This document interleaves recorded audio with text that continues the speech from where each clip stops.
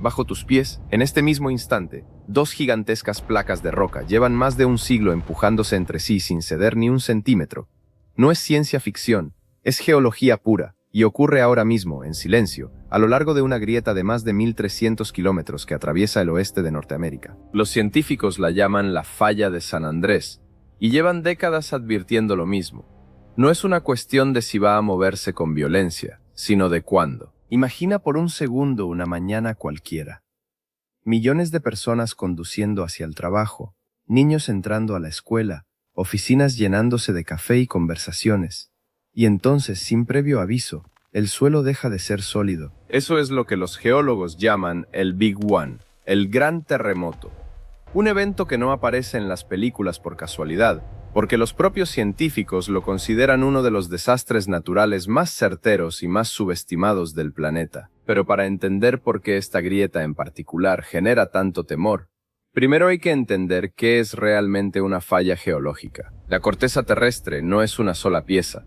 Está fragmentada en enormes placas que flotan lentísimamente sobre un manto semilíquido de roca fundida.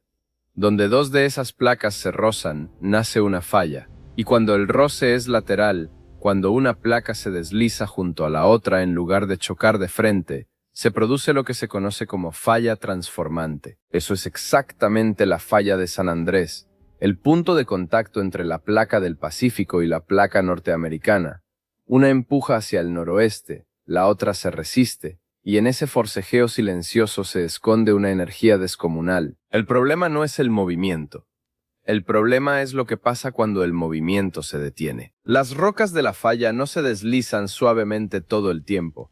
La mayor parte del tiempo están atascadas, trabadas entre sí por la fricción, mientras las placas siguen empujando por debajo. Es como intentar arrastrar dos superficies ásperas una sobre otra. No se mueven de inmediato, se acumula tensión, y esa tensión no desaparece. Se guarda.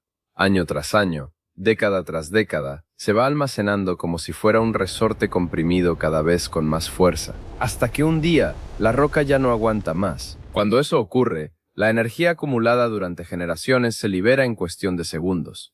Las placas saltan de golpe, se desplazan varios metros de una sola vez, y esa liberación repentina genera ondas que viajan a través de la tierra sólida, sacudiendo todo a su paso. Eso es, literalmente, lo que sentimos como un terremoto. La historia ya nos mostró de lo que es capaz esta falla.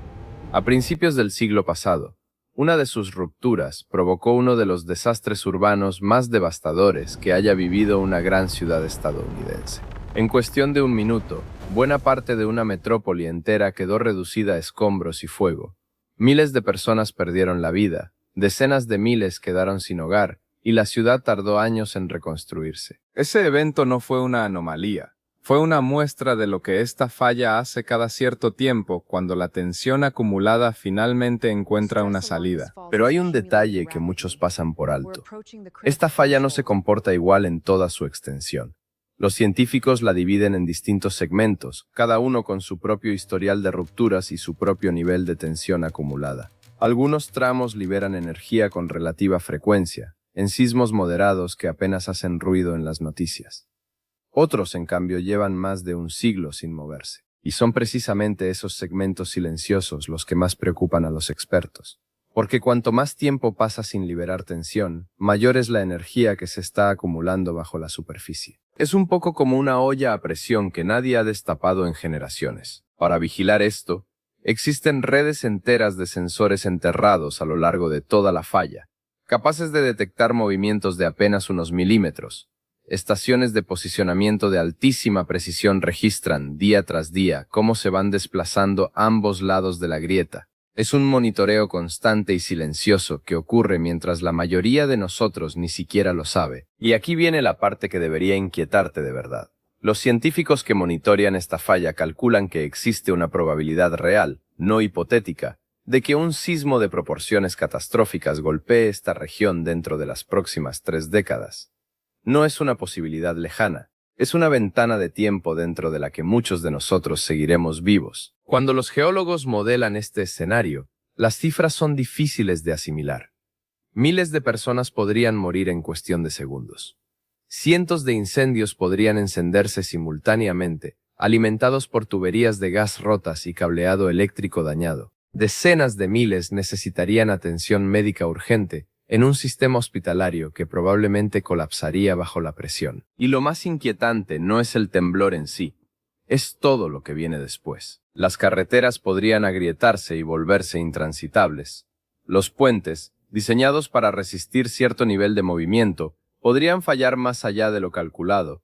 Los aeropuertos podrían quedar fuera de servicio. El suministro de agua potable, algo que damos por sentado todos los días, podría cortarse durante semanas. Piensa en eso un momento. Una ciudad moderna, con rascacielos, hospitales, universidades y millones de habitantes, quedándose sin agua corriente de un día para otro. Y no hablamos solo del temblor principal. Después de una ruptura de esta magnitud, la Tierra sigue moviéndose durante días, incluso semanas.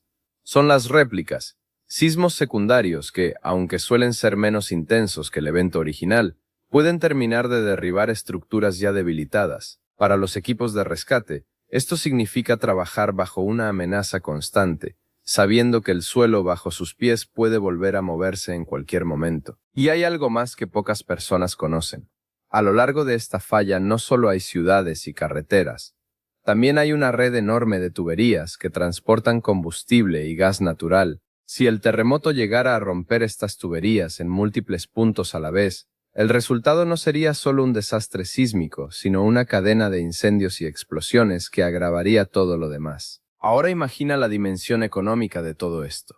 La región que atraviesa esta falla no es un lugar cualquiera, es una de las economías más grandes del mundo, hogar de algunos de los puertos comerciales más importantes del continente. Una porción enorme de las mercancías que llegan a Norteamérica pasa primero por estos puertos. Si las vías de transporte que conectan estos puertos con el resto del país quedan destruidas, no hablamos solo de un problema local.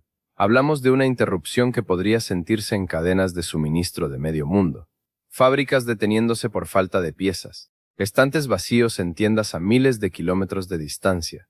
Un efecto dominó que ningún país está completamente preparado para absorber. Los expertos han calculado el costo económico de un evento de esta magnitud, y la cifra supera con facilidad los cientos de miles de millones de dólares. Pero ningún número puede capturar realmente lo que significaría para las familias que perderían sus casas, sus negocios o a sus seres queridos. Aquí hay algo que quizás no esperabas escuchar. Ni siquiera los edificios más modernos están completamente a salvo. Es cierto que las normas de construcción actuales son mucho más estrictas que las de hace un siglo, y eso salvará miles de vidas. Pero estudios recientes sugieren que incluso una parte considerable de las estructuras construidas bajo los códigos sísmicos más recientes podría quedar inutilizable después de un terremoto de esta magnitud. No colapsarían necesariamente, pero dejarían de ser habitables. Eso significa que, incluso en el mejor de los escenarios, cientos de miles de personas podrían quedarse sin un lugar seguro donde vivir, de la noche a la mañana. Entonces, ¿por qué seguimos construyendo ciudades enteras sobre una de las fallas más peligrosas del planeta? La respuesta tiene que ver con algo muy humano, la tendencia a subestimar los riesgos que no vemos todos los días. Un huracán se anuncia con días de anticipación. Un terremoto, no. No hay sirenas que suenen una semana antes. No hay forma de evacuar una ciudad completa antes de que la Tierra decida moverse. Por eso los científicos insisten tanto en la preparación. No para eliminar el riesgo, porque eso es imposible, sino para reducir el número de vidas que se pierden cuando finalmente ocurra. Sistemas de alerta temprana que pueden dar, en el mejor de los casos, algunos segundos de aviso antes de que lleguen las ondas más fuertes. Códigos de construcción que evolucionan constantemente. Simulacros que preparan a comunidades enteras para reaccionar de forma automática. Ninguna de estas medidas puede detener un terremoto, pero todas ellas pueden marcar la diferencia entre la vida y la muerte para miles de personas. Y aquí es donde la ciencia se vuelve, de alguna manera, esperanzadora. Cuanto más entendemos sobre cómo se comporta esta falla, mejor podemos prepararnos para lo que viene. No podemos detener el movimiento de las placas tectónicas, pero sí podemos decidir cómo construimos nuestras ciudades, cómo educamos a nuestras comunidades y cómo respondemos cuando la Tierra finalmente hable, porque tarde o temprano lo hará. La pregunta no es si el próximo gran terremoto va a ocurrir. La pregunta es si, cuando llegue ese momento, ¿Estaremos preparados o simplemente sorprendidos? ¿Y tú crees que las ciudades modernas están realmente preparadas para un evento de esta magnitud? ¿O crees que seguimos confiando demasiado en que todavía no es nuestro turno? Déjame tu opinión en los comentarios, y si este viaje por la ciencia detrás de los terremotos te mantuvo pegado a la pantalla, suscríbete para que no te pierdas la próxima vez que exploremos los fenómenos que moldean nuestro planeta.